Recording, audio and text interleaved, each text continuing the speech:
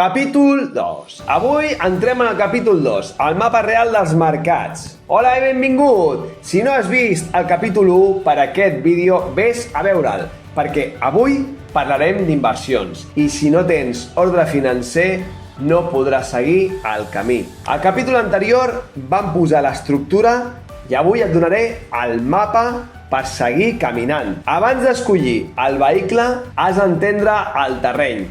Avui no t'ensenyaré a invertir. Avui t'explicaré què és cada mercat perquè entenguis per on et mous. Sense mapa, qualsevol es pot perdre.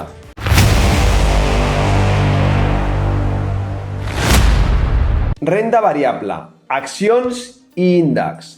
Quan compres una acció, compres un tros d'una empresa.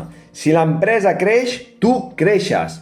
Si baixa, tu baixes. Ara bé, què és l'SP500? No és una empresa, és el conjunt de les 500 empreses més grans dels Estats Units. També tenim el Nasdaq, que és un índex amb moltes empreses tecnològiques. Empreses com Apple, Microsoft, Google, totes aquestes solen estar molt representades aquí. Després també tenim el Dow Jones, que és un índex més antic, que segueix 30 grans empreses americanes. És menys ampli que l'SP500, però també és molt conegut. I si venim més a prop, a Espanya tenim l'IBEX 35, que és el conjunt de les 35 empreses més grans del país. Bancs, energètiques, telecomunicacions... Si pugem una mica més amunt, a Europa també hi ha índexs. Per exemple, Eurostoxx 50. Són les 50 grans empreses europees. Tenim també el DAX 40 alemany. Són les 40 empreses més grans d'Alemanya. Tenim també el CAC 40 francès. Són les 40 empreses més importants de França. Vaja, que cada país o regió té el seu índex. Invertir en un índex és com dir, no sigui una empresa serà millor, però crec que com l'economia general continuarà creixent, i per això molts inversors prefereixen invertir en índex, perquè redueixen molt el risc d'equivocar-se amb una sola empresa. Tenim després la renda fixa, els bons. Aquí no compres empreses, prestes diners. Quan compres un bo d'un estat és com si li deixessis diners a canvi d'un interès. És més estable, però menys espectacular. I et pot donar equilibri. És com tenir una part del teu patrimoni amb menys sacsejades. 3. Commodities, matèries primeres. Doncs bé, l'or, el petroli, el blat, el gas són matèries primeres, no són empreses. El seu valor depèn, sobretot, de l'oferta i la demanda.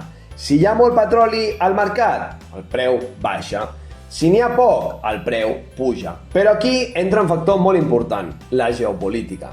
És a dir, el que passa al món. Guerres, conflictes entre països, problemes de producció, decisions de governs... Per exemple, si hi ha un conflicte en un país productor de petroli, el petroli pot pujar de preu perquè el mercat té por que n'hi hagi menys. O si hi ha una mala collita de blat en molts països, el preu del blat també pot pujar. Per això les matèries primeres estan molt connectades amb el que passa al món. I moltes persones compren or com a protecció en moments d'incertesa. Perquè quan hi ha por al sistema financer, l'or sovint puja, perquè la gent busca refugi. Però és important entendre una cosa. Les matèries primeres no generen renda, no paguen dividends. Són més aviat actius de protecció o d'equilibri dins d'una cartera. 4. Tenim Forex, que són divises. Què és el Forex? Doncs el Forex és el mercat de monedes. Comprar euros, vendre dòlars, apostar pel moviment entre divises. És el mercat financer més gran del món. Cada dia es mouen bilions de dòlars entre bancs, governs, empreses i inversors. Perquè pensa una cosa, cada vegada que un país compra o ven a un altre país, s'han de canviar monedes. I això fa que el mercat de divises sigui enorme. Ara bé, també és un dels mercats més especulatius.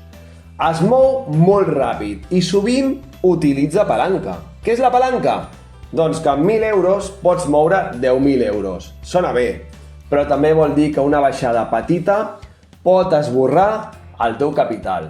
No és un mercat dolent, però tampoc és el primer pas per construir llibertat financera. Moltes vegades es ven com una manera ràpida de guanyar diners, però la realitat és que és un mercat molt complex i molt professionalitzat. i per això no sol ser el lloc indicat per a algú que vol construir llibertat financera. Després tenim els CFDs, que són contractes per diferència, la traducció al català. És un contracte amb el broker per especular sobre el moviment del preu d'un actiu.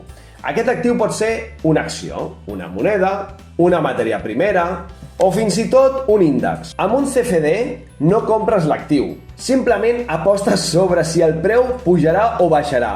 Si creus que pujarà, apostes a l'alça. Si creus que baixarà, apostes a la baixa. Si l'encertes, guanyes, i si t'equivoques, perds. Això fa que els CFDs siguin productes molt especulatius i perillosos, perquè no es tracta de construir patrimoni amb el temps, es tracta d'intentar d'encertar moviments de preu a curt termini. A més, sovint funcionen amb palanca, és a dir, que pots controlar una quantitat de diners molt més gran que la que realment tens. I això pot multiplicar beneficis, sí, però també pot multiplicar pèrdues molt ràpidament.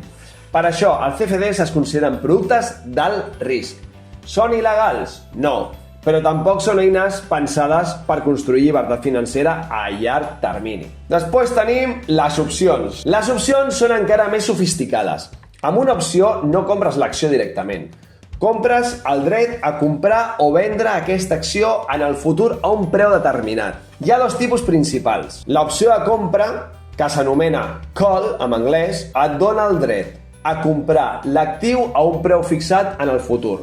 Això és interessant si creus que el preu pujarà. Per exemple, si una acció avui val 100 i tens una opció de compra a 100 i el preu puja a 120, tu encara tens dret a comprar-la a 100. Després tenim l'opció de venda que s'anomena put o pat, no sé com es pronuncia en anglès, que et dona el dret a vendre l'actiu a un preu fixat. S'utilitza sovint per protegir una cartera o si creus que el preu baixarà. Per exemple, si tens una acció a 100 i tens una opció de venda a 100 i el preu baixa a 80, tu encara tens dret a vendre-la a 100. Ara bé, és important entendre la diferència amb els CFDs. Amb els CFDs simplement apostes sobre el moviment de preu. Amb les opcions compres un dret, no és una aposta directa. A més, les opcions tenen dates de venciment. Hi ha estratègies molt més complexes. Per això es consideren eines molt més sofisticades. Es poden utilitzar per protegir una cartera, per generar ingressos o també per especular. Són eines molt potents, però una eina potent en mans inexpertes pot fer molt de mal. Després tenim el capital privat. El capital privat és invertir en empreses que no cotitzen a la borsa. És a dir, empreses que no trobaràs ni al Nasdaq, ni a l'S&P, ni a l'IBEX. Poden ser startups que estan començant o empreses petites que volen créixer. Quan inverteixes en capital privat, estàs ajudant a impulsar el creixement d'aquesta empresa. Si el projecte creix i es revaloritza, la teva participació també pot créixer. A diferència de la borsa, aquí moltes vegades la relació amb l'empresa és més directa. En alguns casos, fins i tot, pots participar de manera més activa. Per exemple, portant coneixement, ajudant en la gestió, participant en decisions o aportant contactes. És un tipus d'inversió molt més proper a l'empresa real. I els guanys solen venir de dues maneres. Una és quan l'empresa creix i la teva participació val més diners. I l'altra és a través dels dividends. Si l'empresa genera beneficis i decideix repartir-los entre els socis. Ara bé, també és un tipus d'inversió amb més risc i hi ha més barreres d'entrada. Per això no sol ser el primer lloc on comença algú que està aprenent a invertir. Després tenim les criptomonedes, Bitcoin i altres. A diferència d'una acció, aquí no compres una empresa. I a diferència d'un bo, tampoc prestes diners a ningú. Les criptomonedes són actius digitals que funcionen amb una tecnologia anomenada blockchain, una mena de registre digital descentralitzada. Això vol dir que no depenen d'un banc central ni d'un govern. Per això moltes persones veuen el Bitcoin una alternativa al sistema financer tradicional. Alguns fins i tot l'anomenen l'or digital. Ara bé, és un mercat molt jove, molt nou i molt volàtil. Pot pujar molt ràpid, però també pot baixar molt ràpid. I com passa amb altres actius que hem vist avui, el problema no és l'actiu en si. El problema és entrar-hi sense entendre què estàs fent. Per això, abans d'invertir en criptomonedes o en qualsevol altre actiu, el més important és tenir un mètode. Anem a veure el que és el mite del 90%. Ara ve una frase que segur que has sentit 1000 vegades. El 90% de persones que inverteixen en borsa perden diners. I això fa por, si t'ho diuen així. Però aquí hi ha una trampa.